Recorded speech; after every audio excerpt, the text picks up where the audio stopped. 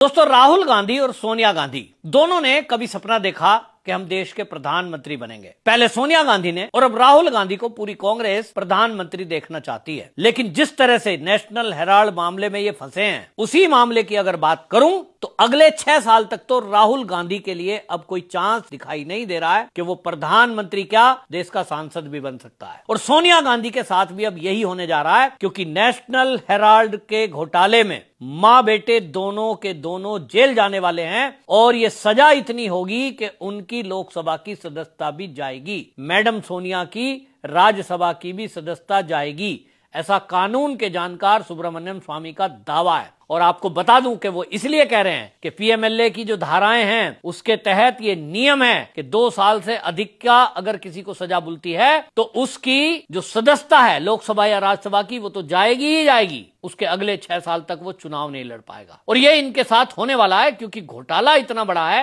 और अरबों रुपए का घोटाला है, जिसको लेकर के कांग्रेस तो दावा करती है कि साहब ये तो जो है फर्जी केस है। लेकिन आपको बताऊं कि इसको लेकर के सुधांशु त्रिवेदी बाकायदा इसका खुलासा करते हुए नेशनल हेराल्ड मामले का उन्होंने इस पर अपनी पूरी दलील रखी और उन्होंने बताया कि किस तरह से जब एफआईआर हुई है तब तो बीजेपी की सरकार भी नहीं थी और ये सारा घपला घोटाला जो हुआ है वो तब हुआ जब कांग्रेस की केंद्र में सरकार थी। भारतीय जनता पार्टी को अनावश्यक रूप से ये घेर कर अपने गुनाहों को छुपाना चाहते हैं कि ये जो नेशनल हेराल्ड मामला है, इस मामले में जैसा सुधांशु जी ने कहा कि ये हमारे देश के स्वतंत्रता सेनानियों ने 1938 में अखबार चलाने के लिए एसोसिएट्स जनरल लिमिटेड नाम की कंपनी बनाई। कांग्रेस का ही शासन पूरे देश में था। सुधांशु जी ने यह सवाल उठाया कि ऐसे में ये तीनों अखबार बंद कैसे हो गए। वो कहते हैं कि अगर कांग्रेस के कुल 10% कार्यकर्ता भी इस अखबार को खरीदते में जाने के बजाय फायदा करता, लेकिन रिकॉर्ड में दर्ज कराया गया कि 2008 तक एसोसिएट्स जनरल लिमिटेड नाम की जो कंपनी बनाकर ये 3 अखबार चलते थे, कौमी आवाज और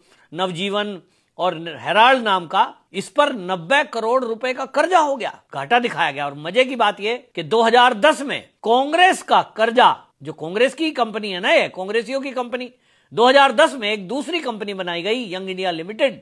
और वो सारा कर्जा कांग्रेस ने माफ कर दिया 90 करोड़ और 50 लाख में ये कंपनी का अधिग्रहण हो जाता है।